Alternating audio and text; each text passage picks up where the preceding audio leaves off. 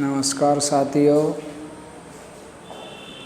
हिंदी साहित्य क्लास तृतीय वर्ष में आपका स्वागत है। हम द्विवेदी युग के कवियों के बारे में पढ़ रहे थे। द्विवेदी युग के कवियों में अपने द्वितीय राष्ट्रीय कवि रामधारी सिंह दिनकर जी की जो चर्चा चल रही थी, वो चर्चा हमारे बीच में रह गई थी। तो आज हम पहले रामधारी सिंह दिनकर जी के बारे में अध्ययन करेंगे, जो द्विवेदी युग के प्रमुख कवि है। उनमें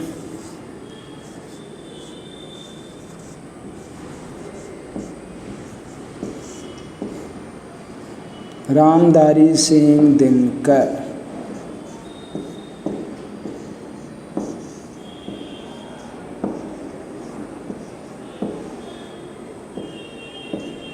दिनकर इनका उपनाम है, जैसे कि मैंने पहले ही आपको बता दिया।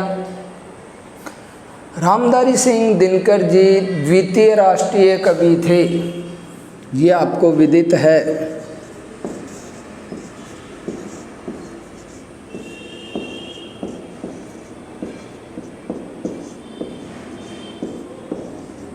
और इनके लिए अपन ने कहा भी था, इनके उपनामों की बात करें तो इन्हें अधैर्य का कवि,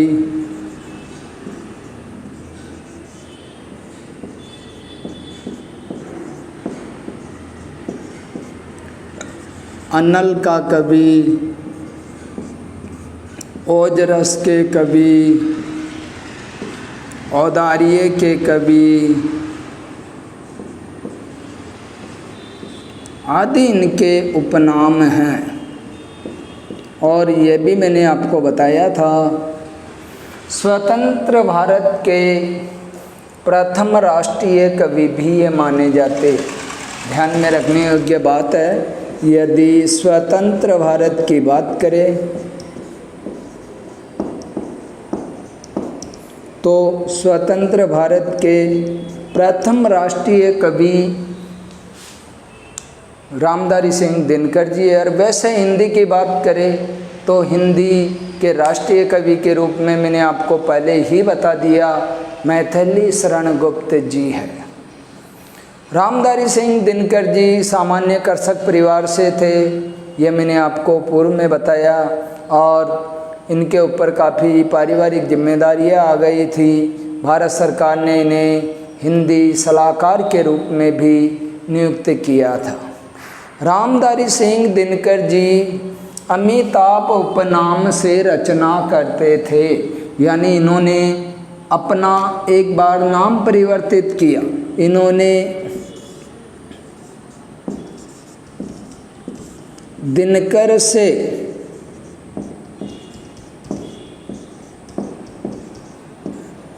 अमिताभ उपनाम रखा था। अब किसर ये अमिताभ उपनाम रखने के पीछे कारण, ये कारण मुख्य ये था अंग्रेज सरकार का दबाव। इनकी रचनाओं में राष्ट्रीयता का भाव भरा हुआ था, समाज सुधार की प्रेरणा इनमें थी। वीर रस के ये कवि माने जाते थे।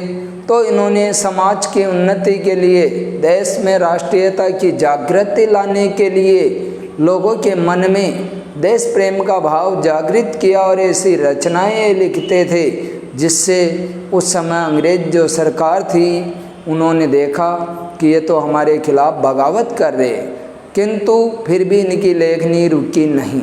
ये लगातार निरंतर अपनी रचनाएं लिखते रहे। उसी प्रकार जिस प्रकार आपने हिंदी में मुंशी प्रेमचंद के नाम के बारे में जाना होगा, मुंशी प्रेमचंद जो नवाब राय के नाम से भी लिखते थे, यानी अंग्रेज़ सरकार ने मुंशी प्रेमचंद की रचना सोजे वतन को जब्त किया था। उसके बाद उन्होंने अपना नाम परिवर्तित करके रचनाएं वो करते रहे। उसी प्रकार यहाँ रामधारी सिंह दिनकर जी भी अपनी रचनाओं में लगातार निरंतर वृद्धि करते रहे। अब दिनकर जी की रचनाओं की बात करें तो दिनकर जी की रचनाओं में नंबर 1 रचना मैंने आपको बताई थी उर्वशी।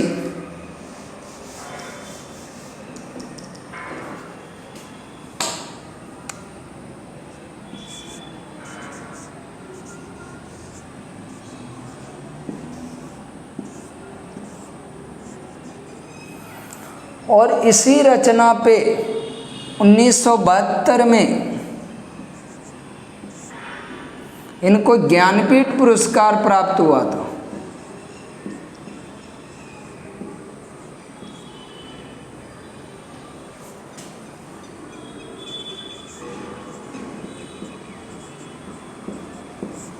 उर्वशी रचना के ऊपर अपन ने चर्चा की थी। इस रचना में इन्होंने स्त्री पुरुष नर नारी के यौन संबंधों का मनोवैज्ञानिक दृष्टि से चित्रण किया था और ये इनकी रचना अति प्रिय रचना थी और यह बहुत ही महत्वपूर्ण रचना थी। इसके बाद अगली रचना की बात करें कुरुक्षेत्र।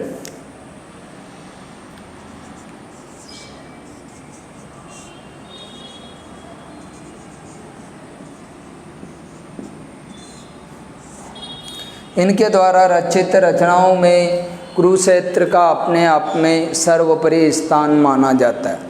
कुरुक्षेत्र रचना में इन्होंने युद्ध की समस्याओं का चित्रण किया, शांति के बारे में वर्णन किया।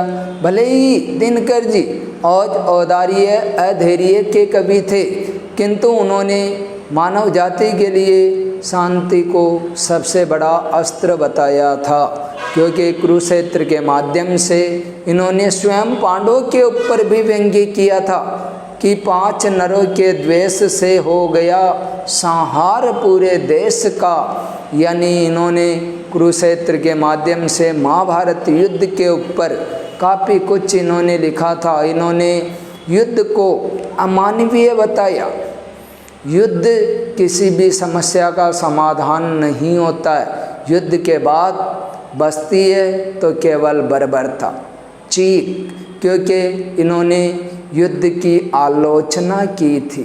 युद्ध में अनेक स्त्रियां विधवा हो जाती है, अनेक माताएं अपने संतानों से वंचित हो जाती है, अनेक बालक बालिकाएं अनाथ हो जाते हैं। तो ये सारी घटनाएं जो युद्ध के बारे में हैं, इन्होंने कुरुक्षेत्र में ही भारत चीन युद्ध के बारे में भी बताया था। तो कुरुक्षेत्र इनके द्वारा अति प्रिय रचना है। अगली रचना की बात करें रश्मिरथी।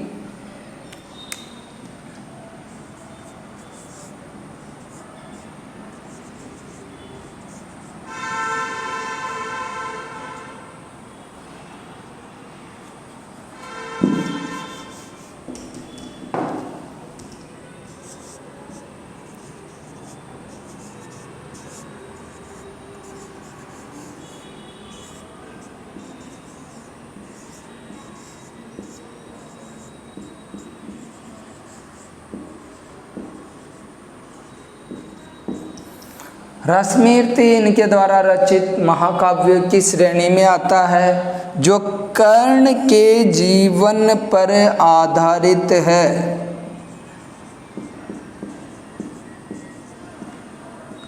रश्मिरथी महाकाव्य में उपेक्षित पात्रों में उसी प्रकार जिस प्रकार मैथिली शरण गुप्त जी ने साकेत के माध्यम से उर्मिला की चारित्रिक विशेषताओं को अभिव्यक्त किया था, उसी प्रकार रामधारी सिंह दिनकर जी ने रश्मिरथी, जो कर्ण के जीवन पर आधारित है, इसमें कर्ण कुंती संवाद बड़ा ही मार्मिक वर्णन है। कर्ण कृष्ण संवाद, जिसके अंतर्गत किस प्रकार कर्ण को अपनी पहचान दिलाते हैं और कर्ण यहाँ अपनी मित्रता के कारण अपना सर्वस्व बलिदान कर देता है। तो दिनकर जी ने रश्मिरथी महाकाव्य के माध्यम से एक युग पुरुष, एक महापुरुष, महाभारत के सबसे शक्तिशाली, सबसे वीर योद्धा कर्ण के जीवन के ऊपर आधारित वर्णन इसमें किया था।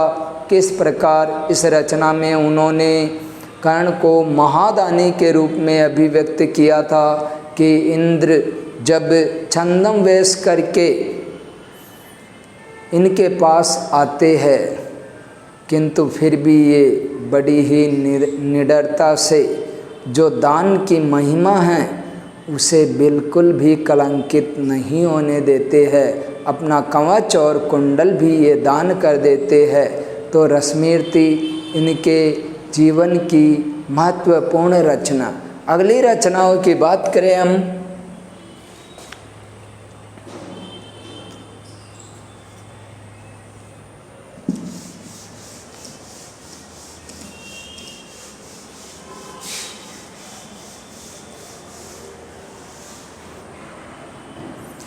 रेणुका,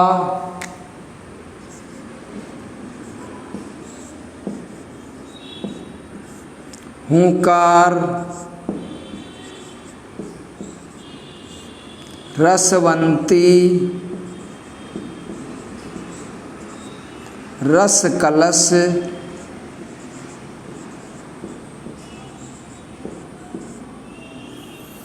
यानी रामधारी सिंह दिनकर जी ने एक से बढ़ के एक रचनाएं लिखी थी।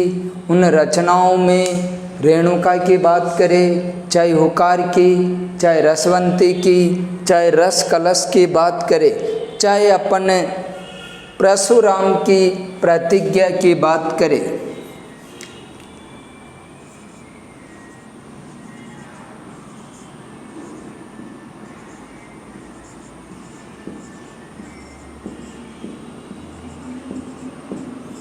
ये इनके द्वारा रचित प्रमुख रचनाएं हैं।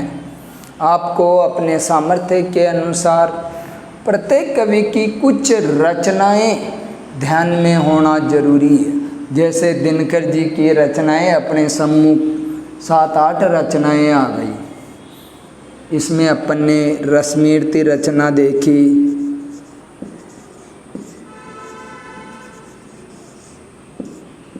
उर्वशी रचना देखी, कुरुक्षेत्र रचना देखी। तो आपको काव्य में कवि की रचनाएं होती है और इन कवि की रचनाओं में भी जो महत्वपूर्ण कवि होते उनकी आपको कम से कम 2, 4, 5 रचनाएं तो ध्यान में रखना ही होता है। तो ये अपने द्विवेदी युग के कवियों में रामधारी सिंह दिनकर के बारे में अपन ने पढ़ा था। रामधारी सिंह दिनकर जी द्विवेदी युग के प्रमुख कवियों में माने जाते हैं और औदार्य, अधैर्य, अनल के कवि माने जाते हैं। रामधारी सिंह दिनकर जी गांधी जी के कार्यों का विरोध करते थे। वो सरदार वल्लभ भाई पटेल के ओज गुण से प्रभावित थे, किंतु फिर भी इन्होंने सदैव शांति का ही चयन किया था और द्विवेदी युग के स्तंभों में रामधारी सिंह दिनकर का नाम बड़ा ही आदर से लिया जाता है। अब द्विवेदी युग के अन्य कवियों की बात करें हम, तो द्विवेदी युग के अन्य कवियों में हम देख सकते हैं आगे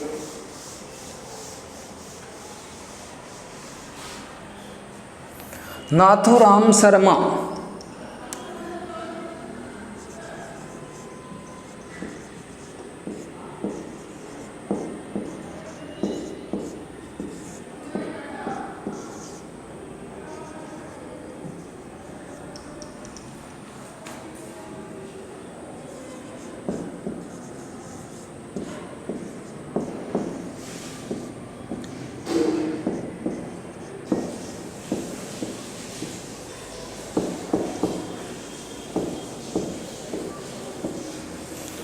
यानी द्विवेदी युग के अन्य कवियों में नाथूराम शर्मा, शंकर उपनाम है इनका।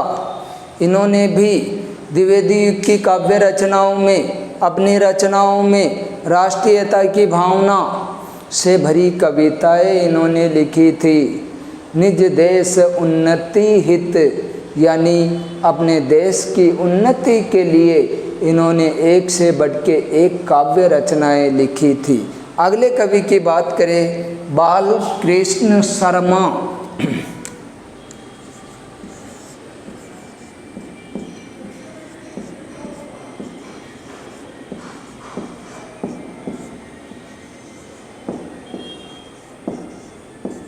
इनका उपनाम नवीन भी है।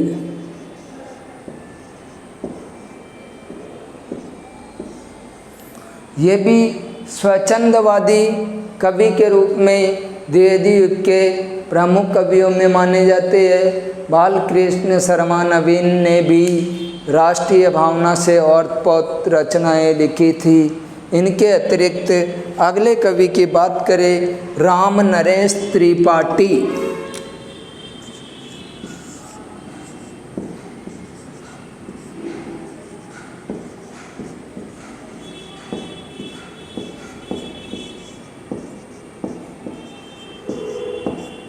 राम नरेश त्रिपाठी की रचनाओं में प्रकृति चित्रण कूट कूट के भरा हुआ है। यानी जब हम द्विवेदी युग के बाद छायावादी युग की चर्चा करेंगे तो छायावादी युग में राम नरेश त्रिपाठी के प्रकृति चित्रण की झलक देख सकते हैं। राम नरेश त्रिपाठी जी ने अपनी काव्य रचनाओं में एक से बढ़ के एक प्रकृति के ऊपर आधारित रचनाएं लिखी थी। इनकी रचनाओं में कल्पना का समावेश था। इन्होंने कहा कि घन पे बैठ बीच में विचरू यही चाहता मन है। यानी इन्होंने बादल के ऊपर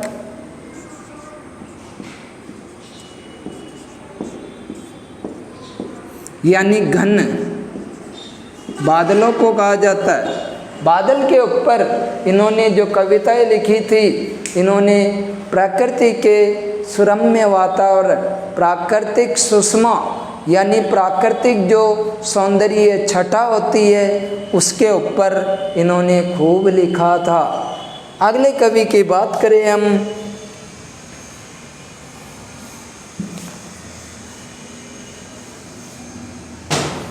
श्याम नारायण पांडे।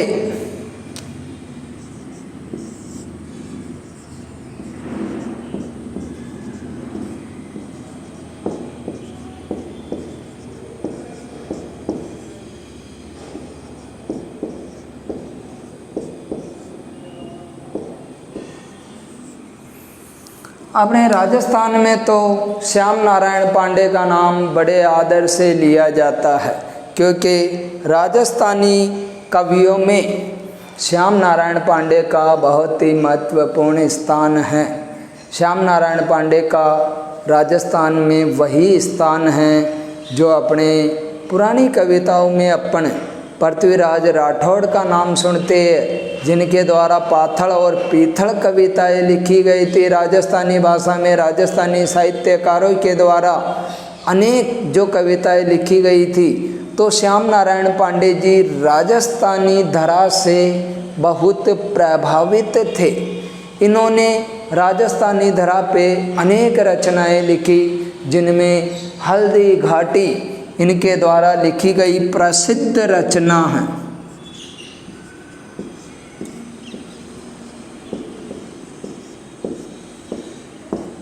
हल्दी घाटी कविता में इन्होंने महाराणा प्रताप के वीरता पूर्वक लड़े गए युद्ध का बड़े ही मनोहारी रूप में चित्रण इनके द्वारा किया गया। इसी के अतिरिक्त इनके द्वारा जो लिखी गई कविताएं हैं, उनमें जोहर कविता में उन्होंने चित्तौड़गढ़ के दुर्ग को पावन तीर्थ स्थान के रूप में बताया है। शायद आपने पिछली कक्षाओं में भी पढ़ा होगा कि कहाँ चले तुम मतवाले पीतांबर धारण करके। यानी जो चित्तौड़गढ़ दुर्ग है उसे सभी तीर्थों से भी महान तीर्थ इनके द्वारा अपने इस कविता में बताया गया था। अगले कवियत्री की बात करें तो द्विवेदी युग के कवियों में, स्वच्छंदवादी कवियों में सुभद्रा कुमारी चौहान का नाम भी बड़े आदर से लिया जाता है।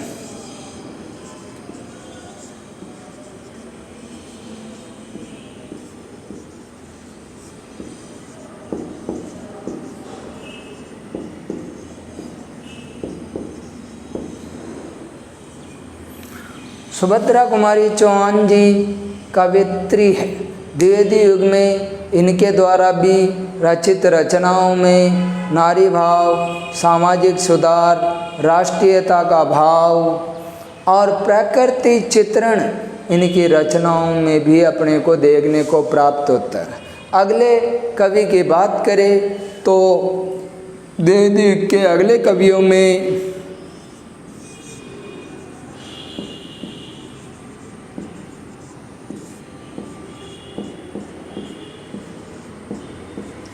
माखनलाल चतुर्वेदी,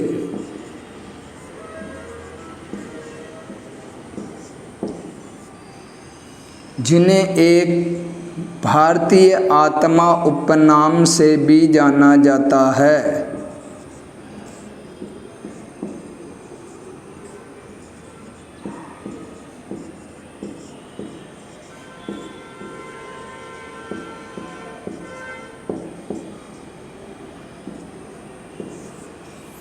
यानी इन्होंने अपनी लेखनी के माध्यम से इस पंक्ति को चरितार्थ कर दिया कि जहाँ न पहुँचे रवि वहाँ पहुँचे कवि। माखनलाल चतुर्वेदी जी ने अपनी काव्य रचनाओं के माध्यम से, अपनी कविताओं के माध्यम से देशभक्ति का जज्बा जो लोगों के अंदर कूट कूट के भरा था वो इनकी काव्य रचनाओं में देखने को मिल जाता है। इनके पिता का नाम नंदलाल चतुर्वेदी था। ये भी सामान्य परिवार से थे। प्रारंभ में इन्होंने अध्यापन का कार्य किया, किंतु उसके बाद ये क्रांतिकारी गणेश शंकर विद्यार्थी से भी इनकी भेंट हुई थी। गणेश शंकर विद्यार्थी के सानिध्य में आने के बाद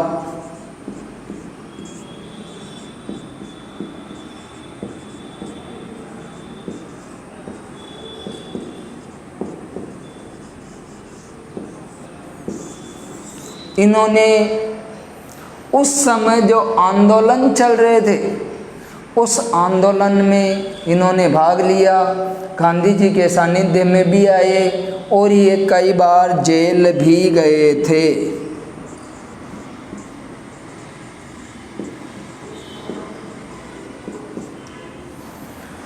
इनके द्वारा जो कविताएं थी, रचनाएं थी, उनमें हम देख सकते हैं कि इन्होंने 1857 की क्रांति के योद्धाओं के लिए ईश्वर से भी ज़्यादा बढ़ के उनको इन्होंने स्थान दिया था।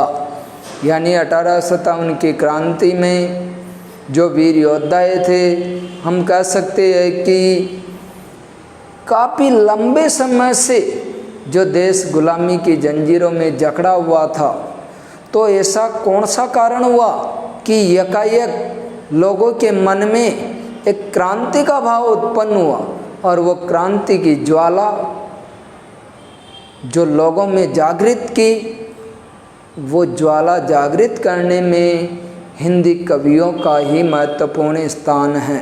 इनके द्वारा रचित एक कविता है पुष्प की अभिलाषा। उस कविता के माध्यम से हम इनके मन में जो देश प्रेम है उसे हम देख सकते हैं। इनके द्वारा रचित कविता पुष्प की अभिलाषा।